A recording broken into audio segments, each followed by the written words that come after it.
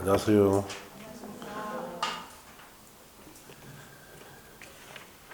자, 오늘은 209쪽에 보시면 리모델링 여기부터 할 차례죠.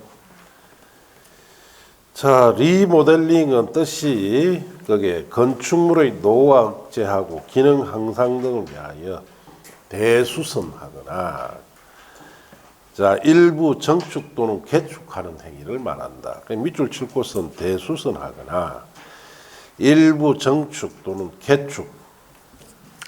자, 그게 줄 치면 돼요.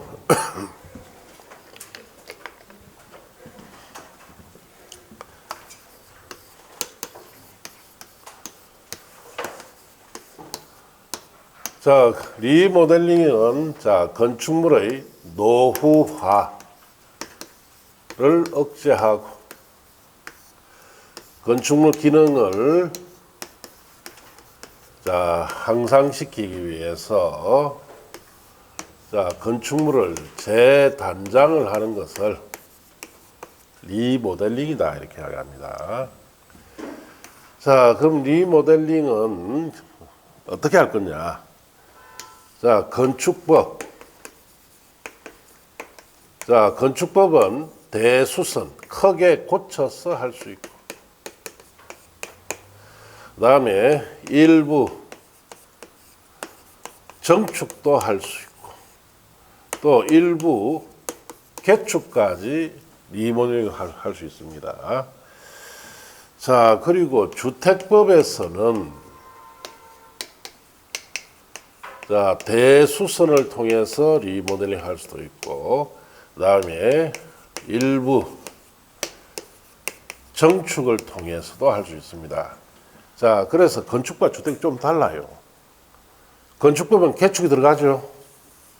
자, 주택법은 개축이 들어가지 않습니다. 그래서 대수선하거나 정축하는 행위.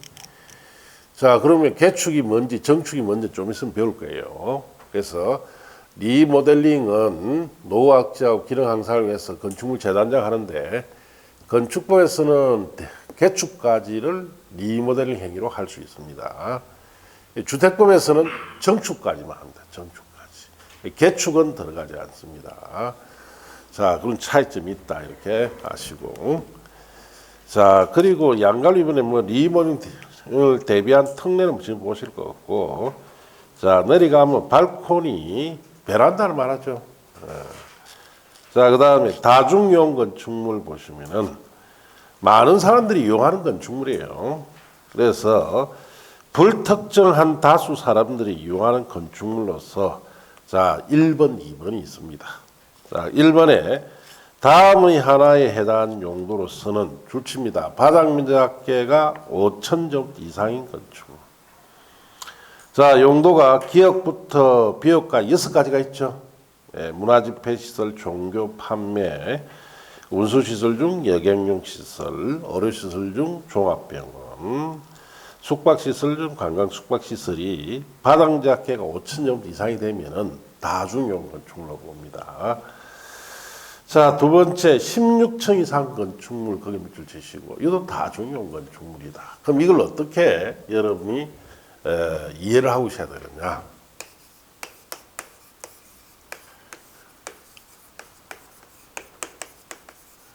자, 다중용 건축물이다 하게 되면은, 자, 첫째, 6가지 용도. 문화, 집회시설이죠. 단, 동물원이나 식물원 같은 것은 제외하고, 그 다음에 종교시설, 판매시설, 자, 그 다음에, 운수시설 중 여객용 시설. 자, 그 다음에 숙박시설 중 관광, 숙박시설, 의료시설 중 종합병원. 자, 이런 용도 6가지 해당되면은, 이런 용도로서는 바닥면적 합계가 5,000제곱미터 이상이 되면은 다중용 건축물이고, 또 바닥 면적이 5,000제곱미터 이상이 안 되어도 청수가 16층 이상이 되면은 다중이용 건축물이 됩니다. 자, 그리고 외의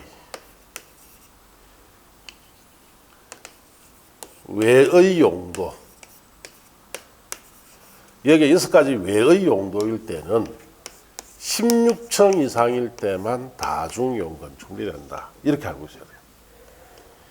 6가지 용도는 바닥자켓가 16층 이상, 5,000점 이상이 돼도 다중이고 16층 이상이 되어도 다중. 둘 중에 하나. 자, 그리고 위에 6가지 아닌 용도일 때는 16층 이상일 때만 다중이 됩니다. 그래서 이때는 바닥 면적과 관계없어요. 그럼 시험이 어떻게 나오느냐 이래 오겠죠. 다음 중 다중 건축물, 이용 건축물 찾아라. 뭐 다중 건축물이 아닌 걸 찾아라 이렇게 나오겠죠. 자, 그래서 판매 시설로서 자, 바닥 면적 합계가 4,000제곱미터. 청수는 10층. 자, 그 다음에 종합병원. 자, 바닥 면적 합계가 자, 3,000제곱미터, 청수 5층. 자, 그 다음에 장례시설. 바닥 면적 합계가 6,000제곱미터. 청수는 자 15층. 자, 교육 연구시설로서 바닥 면적 합계가 자 4,000제곱미터. 청수는 16층. 자, 그 다음에 종교시설. 자, 바닥 면적 합계가 자, 4,000제곱미터에 자, 청수는 5층. 자, 어느 것이 다중이용 건축물입니까? 몇 번째? 이거죠, 이거? 예. 이래 놓습니다, 시험에. 예. 자, 판매 시설은 위에 들어가 있죠. 둘 다 안 되죠. 종합병원도 위에 들어가 있죠. 둘 다 안 돼요. 장례시설은 밑에 해당되죠. 자, 이거는 의미가 없어요. 16층 이상이 돼요. 교육연구시설은 밑에죠. 16층이라서 이기 때문에 다중이고. 종교시설은 위에 있는데 둘 다 안 되죠. 이렇게 놓으니까 여러분이 요거만 이해하고 있으면 쉽게 맞춰요. 그 외워야 되지 않느냐. 외우는 거 싫어한다 저는. 예. 아니어도 돼요. 이런 뜻이 다른 것부터 먼저 이해하세요. 그러면은 쉽게 답을 찾을 수가 있습니다. 이걸 이제 6가지 용도 이거 다 외우고 그래가 이 시험 합격 못합니다. 뭐 외울 게 너무 많으니까. 자, 그래서 이런 뜻이다라고 이해부터 하세요.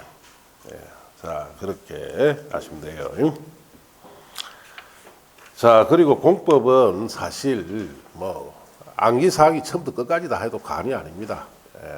그런데 외우는 것은 상당히 외우는 양은 줄여야 돼요.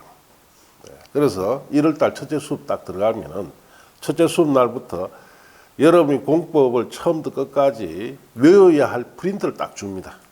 암기 프린터 4페이지밖에 안 돼. 빡빡하게 4페이지가 아니고 덤성덤성하게 된 4페이지입니다. 그걸 외우라. 예. 그것만 외우면 외울 거 없습니다. 그러면 이제 그걸 외우라 하니까 뭐 며칠 안에 그 외우려는 사람이 있죠. 예. 그 외워봐야 다 헛방입니다. 그래 외우면은 왜? 일주일 지나면 다 까먹죠. 예. 자, 그래서 그렇게 외우지 마시고 매일 아침에 일어나 화장실 앉아 있을 때 화장실에 딱 걸어놔세요. 용섬에서 보세요. 한번 읽어봐요. 쭉. 매일 한 20분씩 읽어보면은 한 달이 지나면 30분 읽죠. 6개월 지나면 몇 번 읽습니까? 180번. 180번 정도 읽으면 머리로 외운 게 아니라 눈으로 외우는 거예요. 눈으로 자꾸 보면 사진 찍듯이 그 페이지가 정확하게 머릿속에 들어옵니다. 그거는 절대 잊지 않습니다. 세월이 지나도 아닌 거예요. 자, 그렇게 암기를 하시라 이 뜻이에요. 자, 그렇게 하시고 그 다음 페이지 가시면 뭐 준다중용 건축물이나 특수구조 건축물은 지금 보실 거 없습니다. 자, 이제 넘어가서 자 14번에 건축이라 되어 있죠. 중요한 용어죠. 건축이란 말이 공법에 어마어마하게 나옵니다. 건축이 뭐냐? 5가지 개념입니다. 1번에 신축, 자 2번에 정축, 3번에 개축, 4번에 재축, 5번에 이전이라고 되어 있죠. 이 5가지 개념을 건축이다라고 합니다. 자, 그러면은 자 신축부터 봅시다. 건축물이 없는 대지, 자 갈로 뛰어넘으시고, 새로 건축물 축조하는 것을 우리가 신축이라 하죠. 다 합니다. 자, 그 다음 갈로 안에 줄칩니다. 부속 건축물이 있는 대지에 새로 주된 건축물을 축조하는 것을 포함합니다. 그래서 부속 건축물이 있는 대지에 새로 주된 건축물을 새로 축조하는 것까지 신축으로 말하는 뜻이에요. 자, 그래서 보면은 자 이렇습니다.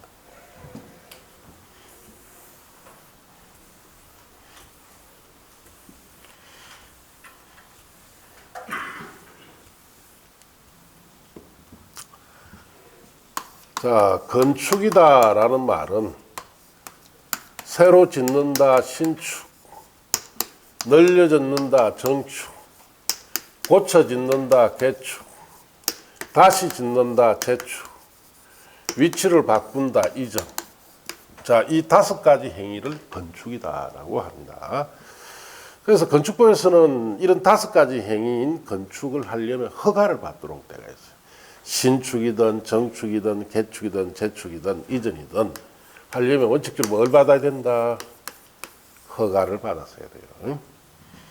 자, 그럼 신축 같은 경우에는 자, 건축물이 없는 빈 대지입니다. 자, 이 빈 대지에 자, 새로운 건물 하나 이렇게 새로 짓는 거, 이게 뭐다? 신축이에요. 자, 그리고 부속 건축물이 있는 대지에 주된 건축물 하나 짓는 것까지 뭐로 본다? 신축으로 본다. 신축. 원래 건물이 있는데 건물을 추가로 짓는 건 다 정축인데, 자, 부속이 있을 때 주된 거 지을 때는 신축으로 봐야 돼요. 자, 그렇게 아시고. 자, 그럼 정축 봅니다. 자, 책에 보시면은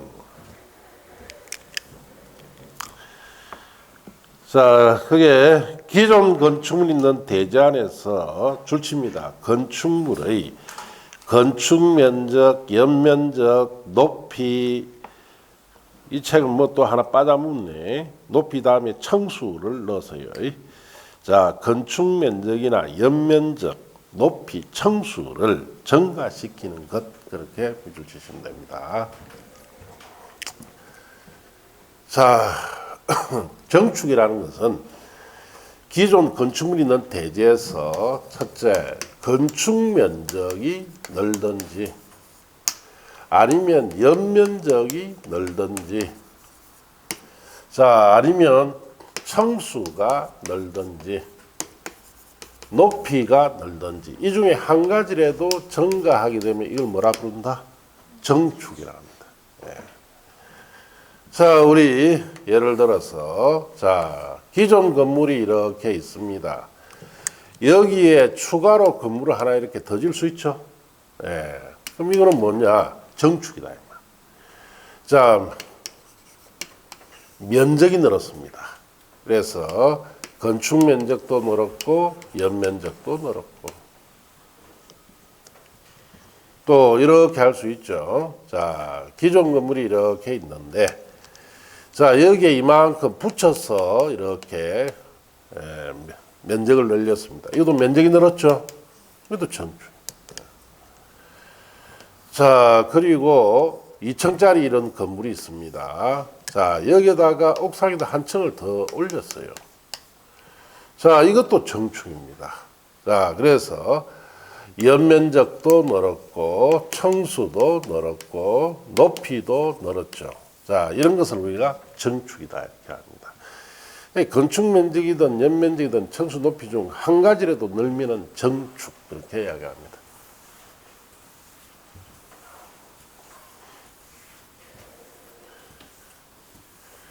자, 그리고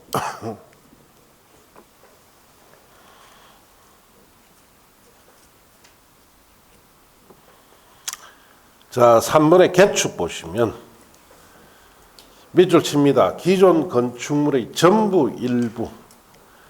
자, 일부는 갈로 한 줄 칩니다. 내력벽, 기둥보, 지붕털 줄 치고 갈로 떼놓으시고 중 셋 이상 포함되는 경우를 말한다를 해체하고 그 대지의 안에 종전과 같은 규모 범위 안에서 건축물 다시 축조하는 것 그렇게 줄 치시고 자, 같은 규모 범위 안에서라는 말 찾았습니까? 그 밑에 씁니다. 같거나 작게. 같거나 작게. 그래서 종전 규모보다 같거나 작게 이 뜻입니다. 자, 재축 봅시다. 재축이 아니고 개축. 자, 고쳐 짓는다 이 뜻이에요. 자, 기존의 건축물 전부나 일부죠. 전부나 일부를 철거하고 종전 규모 범위 안에서 다시 축조하는 것을 말합니다. 자, 종전 규모 범위 안이다라는 것은 이 종전 규모와 같거나 작게 이 뜻이에요. 자, 그리고 일부를 철거할 때 건축물 일부 조금만 철거하고 개축이다 할 수는 없습니다. 어느 정도 철거를 해야 일부 철거로서 개축이 되느냐. 자, 내력벽, 기둥, 보, 지붕털 이 네 종류 중에서 세 종류 이상이 철거되어야 일부 철거로서 개축이 됩니다. 그래서 철거 범위가 내력벽, 기둥보, 지붕털 중에 세 종류 이상이 철거돼야 돼요. 자, 그러면 우리가 예를 들어 봅시다. 자, 여기에 100제곱미터짜리 건축물이 있습니다. 자, 이걸 전부 다 철거할 수도 있고 세 종류 이상을 포함한 일부를 철거할 수 있죠. 자, 전부 철거하고 종전보다 작게 지었습니다. 90제곱미터로. 뭡니까? 여기 있네. 종전 규모보다 같거나 작게. 그럼 개축이다 이 뜻이에요. 자, 이제는 종전보다 크게 지었어요. 120제곱미터로. 뭡니까? 신축. 전부가 철거돼서 크게 지어버렸죠. 신축이 됩니다. 자, 일부 철거를 했어요. 종전과 같게 100제곱미터로 지었다. 개축입니다. 자, 종전보다 크게 지었습니다. 120제곱미터로. 자, 그러면 이때 정축이 됩니다. 그래서 여러분 주의해야 될 것이 일부를 전부 철거하고 초과되면 신축이 되고 일부를 철거하고 초과됐죠. 그럼 뭐가 된다? 정축이 됩니다. 네. 자, 그렇게 하시면 되고. 자, 그 다음에 밑에 재축 봅시다. 건축물이 천재지변이나 그 밖에 재해로 줄칩니다. 재해로 멸실될 경우 그 대지의 다음 요구 모두 갖추어 다시 축조하면은 재축이 됩니다. 1번 줄칩니다. 연면적 합계는 종전규모 이하, 종전과 같거나 작게. 2번 동수청수 높이는 다음 어느 하나에 해당이 되면 돼요. 그래서 기억에 줄칩니다. 동수청수 높이 모두 종전규모 이하가 되어도 제출. 니은에 자 줄칩니다. 동수청수 높이 어느 하나가 종전규모를 초과할 경우 해당 동수청수 높이가 법 영조례에 적합하면은 한 가지 정도 초과되는 것은 제축이 된다 이 뜻입니다. 자 봅시다.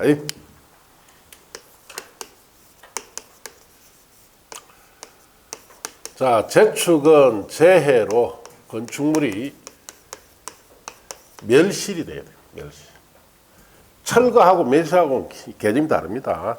철거는 사람이 건물 고쳐서 인위적으로 해체시키는 것이고, 자 멸실은 재해로 무너진 거죠. 재해로 무너진 거예요. 자 이렇게 재해로 무너진 것을 두 가지 조건을 갖춰서 축조하면 제쳐보자. 첫째, 연면적 합계는 종전 규모 이내로 되어야 돼요. 그 다음에 동수, 청수, 높이. 자, 이거는 종전 규모 이내가 되어도 제축. 이 중에 한 가지 정도가 초과되는 것까지 제축으로 봐라 이 뜻이에요. 그림 나타내면 이렇습니다. 자, 바닥 면적 100, 바닥 면적 100, 높이 12m. 자, 2층짜리 건물이에요. 이 재해로 무너졌다. 예. 자, 그래서 다시 짓는데, 자, 이렇게 지었습니다. 이제 바닥 면적 90,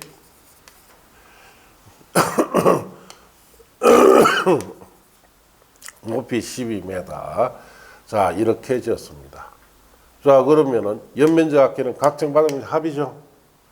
종전 규모니까 1회니까 각거나 작게 됐죠. 자, 동수, 청수, 한동, 청수 2층, 높이 12 그대로죠. 그럼 제축이다. 자, 이번엔 이렇게 지었어요. 바닥 면적은 110, 높이는 14m. 자, 그러면 연면적 합계는 종전규모와 같죠. 그리고 한동, 2층 다 같은데 높이 하나가 2m 초과됐죠. 그래서 한 가지 정도 초과되는 까지 뭐로 본다? 제축으로 봅니다. 자, 그렇게 하시고. 그 다음에 이전 보시면은 자, 줄칩니다. 건축물의 주요 구조부가 해체되지 아니하고 같은 대지하는 다른 위치에 옮기는 것. 자, 이전이랑 이런 겁니다. 여기 대지에 건물이 이렇게 있어요. 자, 이 건물을 주요 구조부를 해체합니까? 해체하지 않습니까? 해체하지 않고 같은 대지 안에 이 위치로 이렇게 옮기는 것을 이걸 뭐라 부른다? 이전입니다. 예. 그래서 이전 같은 경우에는 자, 우리 졸업식 건물 있죠? 예, 들어서 옮길 수 있는 거, 크레인이 들어서 옮길 수 있는 그런 건물에 적용되는 겁니다. 그러니까 건물이 같은 대지 안에서 위치가 바뀌는 것, 이런 것도 건축 행위로서 이전으로 본다 이 뜻이에요. 자, 해체해 뿌리면 안 됩니다. 그럼 이전이 아니에요. 자, 그리고 이게 자 다른 대지로 넘어가면은 안 됩니다. 같은 대지 안에서 위치를 바꿔야 돼요. 해체하지도 않고 크레인이 들어서 그 대지 안에 다른 위치로 옮기는 것을 이전이다. 이렇게 이야기를 합니다. 자, 그렇게 하시고 그 다음 페이지 넘어가시면은 자, 그렇게 그림이 있죠. 찾았습니까? 신축이나 정축이나 이전이나 자, 그 다음에 그게 개축 같은 그림은 뭐 그대로 보시면 관계없는데 재축 그림 있죠? 그런 잘못된 겁니다. 그 그림은 없애버립시오. 왜냐? 옛날 법에 따랐기 때문입니다. 그러니까 지금은 자, 거기에 재축은 그 그림이 여러 군데가 지금 자, 거기에 틀렸어요. 첫째, 전부 멸실, 일부 멸실이라고 되어 있죠. 이 개념도 사실 없앴습니다. 자, 우리가 철거를 할 때는 내가 건물 요만큼만 철거하겠다라고 할 수 있죠. 재해가 태풍이 옵니다. 너희 집은 딱 4분의 1만 태풍이 와서 딱 무너뜨려 갑니까? 아니죠. 예. 재해라는 것은 해체, 멸실되는 범위가 없어요. 뭐 전부 멸실될 수도 있고 또 일부 멸실될 수도 있고, 그래서 전부 멸실, 일부 멸실이라는 개념을 이제는 현행법상 인정을 안 합니다. 왜? 재해라는 것이 태풍이 딱 정해진 만큼 멸실시키고 가는 건 아니니까. 자, 그리고 그 그림이 있을 때는, 자, 이거 같은 경우에 초가 됐죠, 한 가지. 초가 안 됐습니까? 자, 초가 됐는데 거기 보세요. 뭘 해놨는가? 전불 멸실에서 동일 규모일 때는 재축인데, 자, 거기에, 자, 초가 되면은, 자, 정축이 되고 신축이 된다는 거 그렇게 표현되어 있죠. 그러면은, 지금 현행법은 동수, 청수, 높이 중 한 가지 정도 초과되는까지 뭐로 봅니까? 재축이 되죠. 그러면은 그 그림에, 자, 전부 멸실이 되어서 초과되면 이것도 신축이요. 자, 그리고 일부 멸실돼서 초과되면 정축이 되어버린다는 뜻이 돼요. 그래서 현행법과 전혀 맞지 않습니다. 그림이 엉터리죠. 예. 그럼 누가 이런 걸 만들었느냐? 어느 돌머리가 만든 거예요. 예. 아무것도 모르는 사람이. 자, 여러분이 공법 강의를 제가 20몇 년을 하면서 저는 건축 일도 몇 년 했고, 재개발, 재건축, 도시계획 일도 여러 다 실무를 다 경험했어요. 실제로 거기서 업을 하면서 돈도 벌기도 했고. 그러니까 실무경이 없는 사람이 이런 그림을 그리는 거예요. 지 머릿속에 상상을 하는 거지. 그러니까 이걸 보고 이제 결국은 시험 치러 가니까 맞는 답을 고를 수가 없는 거예요. 자, 그래서 그 재축 그림은 없애세요. 잘못된 거니까. 자, 그렇게 아시고. 자, 내려가서 대수선. 자, 대수선 개념은 매우 중요합니다. 예. 그래서 이거 뭐 암기상도 되는데, 외운다고 하면 다 틀려요. 시험장에 가면. 외우면 다 틀립니다. 이해를 해야 돼요, 먼저. 자, 보시면 건축물의 기둥보, 내력벽, 주계단 등의 구조나 외부 형태를 수선 변경하거나 정선하는 것을 말하는데, 자, 무슨 말인지 자 봅시다. 대수선, 크게 고친다 이 뜻이에요. 어떻게? 건축물의 특정 부위를 정선, 늘린다는 뜻이에요. 또 특정 부위를 해체, 없애고, 수선, 특정 부위를 고치고, 변경, 자, 변화를 준다는 뜻입니다. 자, 이와 같이 정설, 해체, 수선, 변경 행위를 통해서 건물을 크게 고치는 행위는 대수선이라 하는데, 그럼 건축물의 대수선 행위는, 자, 수십 가지다. 자, 수십 가지 중에서 책에 있는 8가지 있죠. 8가지만 뭘 받도록 규제하겠다? 허가받도록 규제합니다. 모든 대수선이 다 허가받는 건 아니에요. 수십 가지 대수선 중에, 자, 8가지만 허가받아라. 이 뜻이. 자, 그러면 여러분이 첫째 이해해야 될 것이, 왜 이 8가지만 허가받도록 규제하는지 그 이유부터 하셔야 돼요. 그래서 우리 이 건축법이 처음 만들어졌을 때가 1960년입니다. 1960년대는 건축법을 만들었을 때 대수선은 허가받도록 하는 대수선 한 개도 없었어요. 그냥 허가 없이 했다. 그런데 건축법을 운용하다 보니까 이런 대수선 8가지는 허가받도록 해야 되겠다라고 규제하기 시작했어요. 그래서 하나씩 추가되다 보니 오늘날 총 몇 가지다? 8가지는 허가받아라. 이 뜻이에요. 최고 많았을 때는 9가지였습니다. 9가지. 대수술 허가받는 것이. 그래서 몇 년 전에 한 가지는 삭제되고 없어져 버렸어요. 자, 그래서 이 8가지를 허가받도록 하는 이유부터 하셔야 돼요. 이유는, 자, 1번은 내력벽으로 시작하죠. 2번은 기둥으로 시작하죠.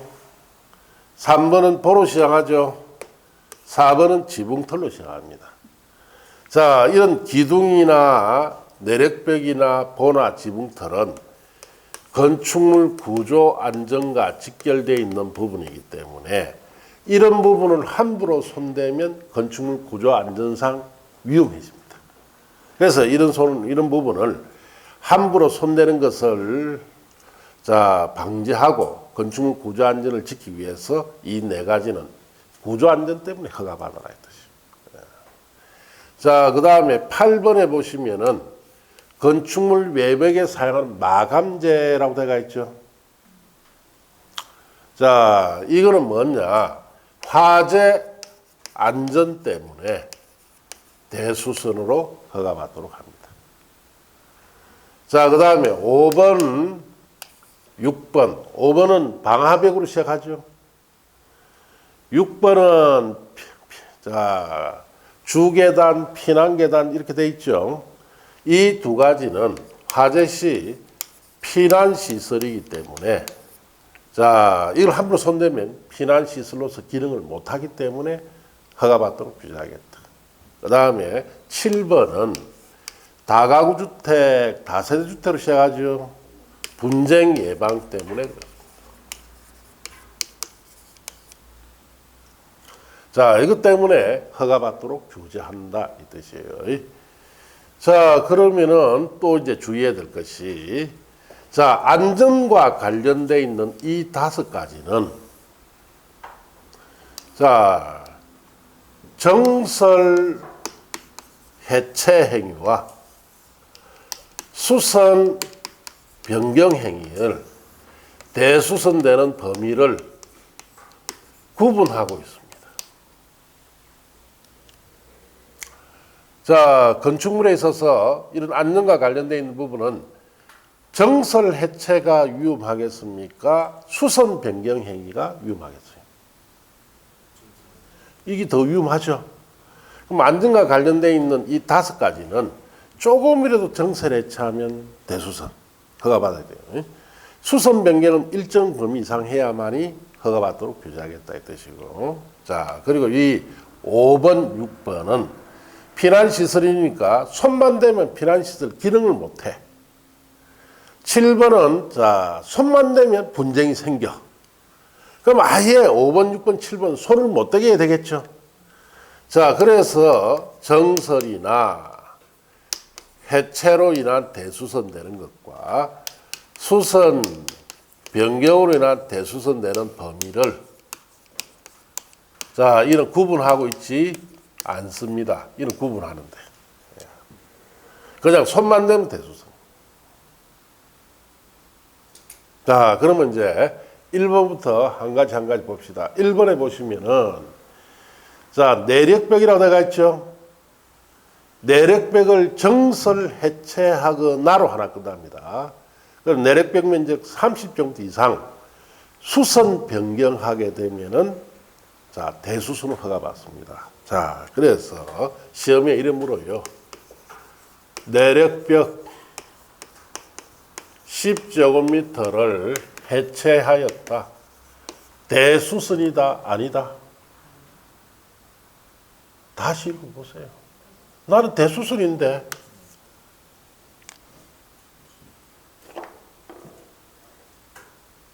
자, 1번 같은 경우 정설 해체는 조금이라 해도 대수선입니다. 자, 내력벽을 정설 해체하거나로 끝났죠. 얼마나 정설 해체해야 돼요? 30이라 30이면 수선 변경이고 없죠. 1제곱미터라도 정설 해체하면 대수선이라는 뜻이에요. 덜 유만 수선 변경 행위는 30제곱미터 이상이 됩니다. 시험에 여러 번 묻는단 말이에요. 그러니까 다 틀리지. 이해를 못하면. 자, 2번 보세요. 기둥을 정설 해체하거나로 끝났죠. 자, 그럼 기둥 한 개라도 정설 해체하면 대수선. 덜 위험한 행위는 수선 변경이 몇 개 이상? 3개 이상. 그래야 대수선 됩니다. 자, 3번의 보도 그렇고 4번의 지붕틀도 마찬가지예요. 정설 해체하거나, 즉 한 개의 보나 한 개의 지붕틀에도 정설 해체하면 대수선. 자, 수선 변경은 3개 이상씩 해야 대수선됩니다. 그래서 구분이 되겠어요. 8번에 보시면 건축물 외벽에 사용 마감재죠. 이게 뭐냐? 자, 가장 최근에 대수선으로 허가받도록 규제된 건데, 자, 우리가 요즘 상업지역이에요. 건물이 상업지역은 거의 바짝 붙습니다. 그럼 여기서 화재가 나면은 옆 건물로 타고 들어가겠죠. 그래서 상업지역에 짓는 건물들은 전부 다 외벽에 뭘 하느냐, 마감재를 다 시공합니다. 이 마감재는 두 가지 기능이 있죠. 불령 기능과 그 다음에 단열 기능이 있습니다. 열 차단도 하고 화재 차단도 합니다. 자, 그래서 불이 나더라도 옆 건물에는 안 붙습니다. 거름 정도만 나지. 자, 그런데 자, 한 10여 년 전에 상업지역의 건물들에 있는 건축물 소유자들이 이 외벽에 마감재가 손을 댑니다. 이만큼 떨어져 나가 버렸죠. 예. 자, 이 떨어져 나가면은 이걸 다시 발라야 되는데 다시 발라야 돈이 비싸요, 이게. 이 마감재는 비용이 비쌉니다. 안 바르고 내버려 두니까 여기서 불 날 때 일로 타고 들어오는 거예요. 이런 불이 전국적으로 굉장히 많이 났어요. 자, 그래서 이거 안 되겠다 해서 8번 같은 경우에도 자, 외벽에 마감재를 조금이라도 1제곱미터라도 정설 해체하면은 그 사이로 타고 불이 들어가 봅니다. 자, 그래서 대수선이 되고, 수선 변경은 좀 덜 위험하니까 30점 이상 했을 때 대수선이에요. 자, 그렇게 하시고. 5번, 방화벽이죠. 방화벽. 자, 방화벽은 뭐 하는 것이에요? 무슨 벽입니까? 화재를 막는 벽이에요. 자, 저 벽이 방화벽이라면 저 방에서 불이 나더라도 여기는 타지 않습니다. 막아주죠. 방화 구역을 한 바닥이나 벽. 자, 이런 곳은 조금이라도 손대면 이 방화벽의 기능을 제대로 합니까? 안 합니까? 안 하겠죠. 그래서 거기를 읽어보시면은 정설을 해체, 수선, 변경. 그냥 손만 대면 다 대수선이 돼요. 거기는 정설 해체와 수선 변경 범위를 구분했습니까? 안 했습니까? 안 했죠. 그 시험에 어찌 나오는지 이래로 나요. 네. 방화벽 10제곱미터를 수선하였다. 대수선입니까? 아닙니까? 이거는 손만 대면 대수선이라 했죠. 대수선이다. 그래서 이거와 이런 차이가 있습니다. 자, 6번에 보시면은 피난계단, 주계단, 특별 피난계단이라는 말이 나오죠. 자, 이게 무슨 말이냐. 자, 여기 건물이 있습니다. 1층, 2층, 3층, 4층. 짜리 건물이고, 자, 여기에 어느 층이고 이 계단을 타서 이렇게 1층을 내려올 수 있죠. 이 계단을 뭐라 부르느냐? 주계단이라고 합니다. 주계단. 자, 그 다음에, 자, 5층 이상의 건물에 여기 계단이 있겠죠.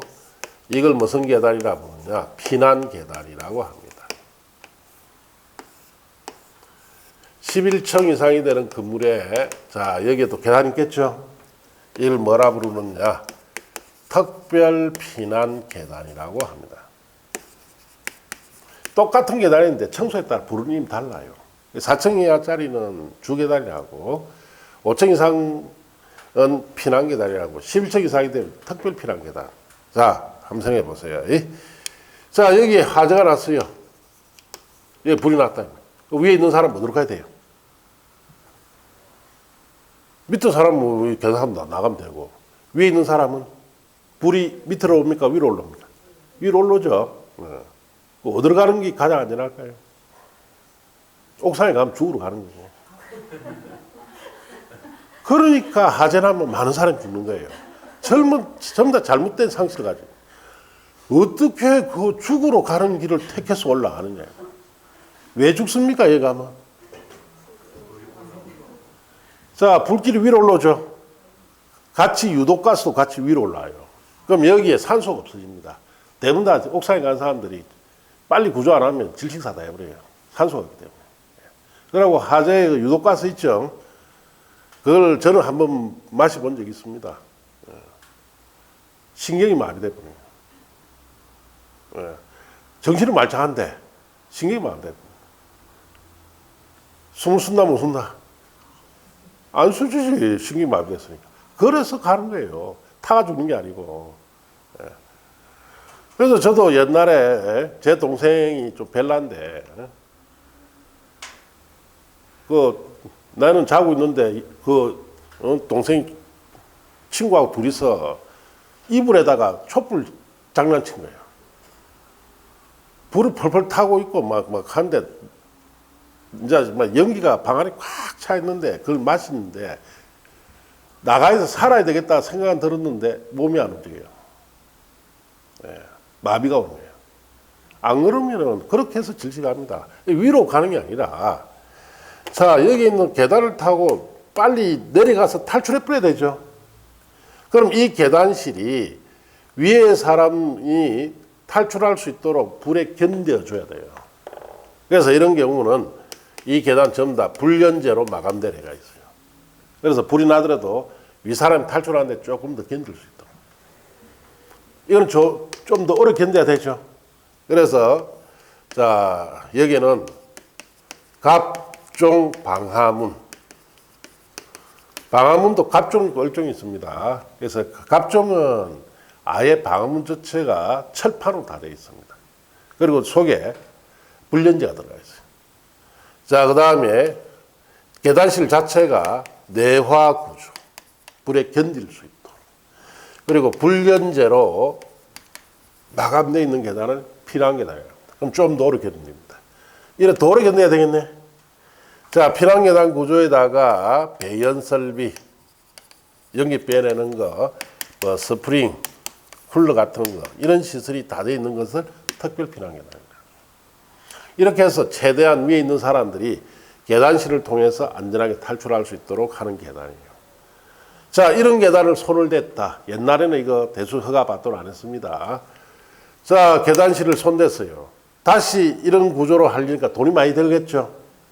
안 하는 거야. 그러니까 대형 사고 불이 났을 때 많은 사람들이 인명피해를 보는 거예요.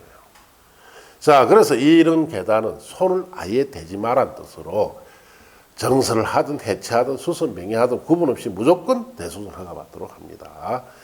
자, 그다음 7번에 보시면은 다가구 주택, 다세주택이라고 되어 있죠. 다가구 주택의 가구 안의 경계벽, 다세주택의 세대 간의 경계벽을 조금이라도 정설해체 수선 변경하면 대수선이에요. 왜냐? 이런 거죠. 자, 여기에 다세주택이 이렇게 있고 이 벽이 경계벽입니다. A세대와 B세대의 경계벽이요. 그러면은 A세대에서 여기에 건다고 여기 세면못 시공합니다. 정설해체 수선 변경 하면은 피해가 어디서 나타납니까? B세대 쪽에 나타나죠. 자, 그러면은 이런 거로 인해서 A, B 간에 분쟁이 생겨버려요. 그래서 이런 분쟁 예방하기 위해서 다가구 주택이나 다세주택에는 아예 이 벽을 손대면 안 돼요. 손대면 처벌받을 수 있습니다. 그럼 시멘트 시공 하나 해도 안 됩니까? 예, 안 됩니다. 자, 변경 행위를 했기 때문에 과태료는 한 500만 원 나와요. 손만 대면. 왜? 이 분쟁이 생기니까. 그래서 요즘 짓는 다가구나 다세대는 이래 지어요. 하도 이게 분쟁이 많이 생기니까. 여기 엘리베이터실이 들어가고 여기 계단이 들어가죠. A세대, B세대가 경계벽이 만난다 안 만난다? 아예 안 만나요. 요즘 짓는 다세주택은 다가면 다 이러죠. 중간에 계단실 들어가고 엘리베이터실 들어갑니다.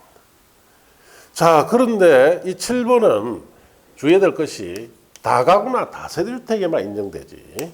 아파트 연립에는 자 인정된다 안 된다? 안 돼요. 그럼 아파트나 연립주택에는 경계벽이 없습니까? 있죠. 그럼 아파트나 연립주택 경계벽을 정선에 재수선 변경했습니다. 그럼 대수선 아니에요. 그거는 대수보다 더 엄격한 정개축으로 봅니다. 정개축. 이거는 벌금노입니다. 함부로 손대면. 아파트 연립주택 여러분 사시죠? 특히 아파트 많이 사시는데 못 모르고 저 벽에다가 저 경계벽인데 못질합니다. 내 집에서 내가 하는데 왜? 옆에서는 딱 녹취해서 바로 고발 때립니다. 그러면 벌금 1,000만 원. 안 내면 뭐 못질 하나 있는데 이래 할 수 있느냐? 안 내면 세월랑 차고 고도서 가야 돼요. 1,000만 원쯤 왜 됩니까? 노동해야 됩니다. 예. 한 1년 살다 나와야 돼요. 아파트에는 경계벽 손대면 안 됩니다. 절대로. 손대면 벌써 경비실에서 난리가 납니다. 소장까지 뛰어와가지고 막 화들짝 하죠. 예. 그래서 아파트 경계벽은 될 수 있으면 손대면 안 돼요. 그래서 될 수 있으면 아파트도 지을 때도 옆집과 경계벽이 안 만나도록 자 여기 엘리베이터실 내리면은 자 옆집으로 각자 들어가죠. 중간에 복도 계단실이 있죠. 일부러 그렇게 하는 거예요. 그런데 조금 세월이 지난 아파트는 복도식 아파트 있죠. 그런 경계벽 만납니다. 그럴 때 특히 주의해야 됩니다. 경계벽 손대면 옆집에서 바로 경비실로 전화갑니다. 옆에서 쿵쾅거리고 벽을 손대는 것 같아 하면 이제 경비실에 뛰어 올라와야 돼요. 와가지고 다 산책하죠. 그리고 이제 그 불러가지고 어떻게 할 거냐고 어떤 조치를 취할 것이며 다 그 물어봅니다. 제대로 거기다 경비실에서 요구하는 대로 안 하면 고발당합니다. 그럼 벌금 나와요. 예. 자, 그래서 아파트 연립에서는 정개축이 돼버리고 다가구 다세대에서는 자 우리가 거기 대수선이 됩니다. 대수선 위반하면 과태료 정도 나와요. 자, 과태료는 안 내면 안 찹니다. 과태료는 안 내면 세금왕 안 차요. 강제노동 안식입니다. 돈 있을 때까지 기다려주죠. 예. 그래서 과태료를 일부러 차 기다려서 안 내고 미룬 사람들 많아요. 어디 가서 이제 완전히 박살이 나느냐. 자, 내가 집을 하나 샀다. 등기할 때 독촉 들어옵니다. 예. 자동차 새로 하나 뽑았다. 등록해야 되죠. 안 받아줘. 과태료 안 내면. 자, 부부간에 해외에 뭡니까? 유럽에 여행 가죠. 자, 그래가지고 출입국 관리소에 이제 출국 심사이죠. 거기서 빼골빼골 합니다. 빨간불이. 오랍니다. 따라 들어가죠. 과태료 안 냈다고 다 내고 가래. 그러면 같이 간 일행 중에 꼭 한 사람 띄워줘요. 무슨 일인가 싶어서. 가라 해도 꼭 머리 쳐밀고 들어옵니다. 니 과태료 안 냈나? 과태료 좀 내고 살아라. 그거는 그 비행기에서부터 다 있는데 일행들 앞에 이야기합니다. 저 과태료 안 내가지고 우리가 지금 30분 붙들리다고. 그 여행이 즐겁습니까? 여행 내내 그 소리 하죠. 예. 자, 그렇게 망신을 줍니다. 과태료를 안 내면. 예. 예? 이자 붙지, 법정 이자 붙어요. 예. 법정 이자 붙고, 벌금은 언제까지 내라고 합니다. 그리고 가상금부터 안 내면. 그리고 그때까지 안 내면 무조건 교도소에 차가 옵니다. 갑시다. 그래서 이제 벌금 안 내면은 그 교도소에 가서 벌금액만큼 일해야 되죠. 예. 그러면 일당 얼마 쳐주느냐? 우리 같은 사람은 최저임금 쳐줍니다. 그래서 하루 8시간 일하죠. 자, 일을 해가지고 뭐 최저임금 10,000원이다. 그럼 80,000원이네. 그럼 자기가 벌금액 중에 80,000원씩 까는 게 아니고 먹었죠. 새끼 먹었잖아. 그럼 밥. 그거 잤죠 또. 숙박비. 떼쁩니다. 그러면은 한 40,000원 정도가 감해져요. 40,000원 날라갑니다. 예. 자, 그러면 벌금을 안 내고 끝까지 버티는 사람은 거기서 못 와요. 그 교도소에서 못 잡니다. 예. 들어가면 입방식부터 해야 되죠. 양쪽 볼이 이마에 부어가지고. 제일 또 많은 그 감방에 넣죠. 한 30명 있는데.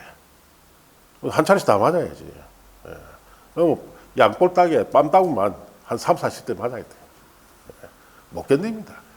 그럼 교도관이 쓱 지나가면서 맞는 거 보고 이제 쓱 가서 누구 집 전화할래? 그러면 몇 차례 맞고 보면은 집에 전화하죠. 어디서 돈 많으니까 빨리 내라고. 예. 그 벌금을 우리 같은 사람은 안 내면 그렇게 당해요. 그럼 회장님은 정치인이나 회장님은 그 사람들은 몸으로 띄웁니다. 무조건. 우리하고 다르죠. 자, 기업의 큰 기업의 회장이나 자 정치 높은 자리에 있던 사람이 벌금을 내야 됩니다. 뭐 수십억, 수백억 내야 되죠. 절대로 안 냅니다. 나 몸으로 띄운대. 몸으로 띄우죠. 우리하고 다르게 띄웁니다. 우리는 가면 노역을 하는데 뭐 하느냐 주로 똥기지 빨아야 돼요. 예. 모든 병원에서 노는 그 각종 그 부산물 있죠. 그 청소하는 겁니다. 자, 그런데 회장님들은 딱 가면 개인 독방 딱 하나예요. 그래서 의자 딱 하나 있고 뒤에 침대 하나 있습니다. 대면 C라고. 그 앉아서 노란 봉투 접습니다. 네, 노란 봉투. 자, 그래 하루 8시간 하면 얼마 까줄까요? 그 사람들 시간당 1억씩 까집니다. 그래서 이게 잘못됐다고 그만 이야기했는데도 불구하고 고치자고 이야기했는데도 정작 고쳐야 할 사람들이 특히 국회의원 중에 야당 국회의원들이 길을 사고 안 된대. 지금 들어갈 사람 많잖아, 저게. 절대로 안 고칩니다. 잘못했죠. 네. 왜 우리는 노란봉투 접으면 안 됩니까? 그거는 노란봉투 접고 8시간 접으면 8억, 10억이 날아갑니다. 까집니다. 네. 밥도 우리하고 또 다르죠. 그거는 배달이 옵니다, 밥이. 교도소 밥 안 먹어요. 지 돈 가지고 지가 배달하게 시킵니다. 그래가지고, 예, 한 100일만 하면은 얼마까지입니까? 예, 1,000억이 까집니다. 좋죠? 나도, 거래가 한 수천억 딱 해먹고 몸으로 떼고 싶어. 예, 어떤 때는. 그만큼 잘못되어 있습니다. 그래서 우리가 정치인들 뽑을 때 그 사람의 댐댐이를 우리가 잘 봐야 돼요. 댐댐이. 자, 그래서 우리는 벌금이 나오면 어떻게 한다? 예, 바로 내세요. 그리고 과태료가 나온다. 내세요. 왜? 여러분 뭐 자동차 운행하다 보면 과태료 많이 딱지 받죠? 안 내면은 나중에 참 망신당합니다, 그거. 자, 이제 옆에 가시면 도로부터는 또 잠시 쉬었다 합시다.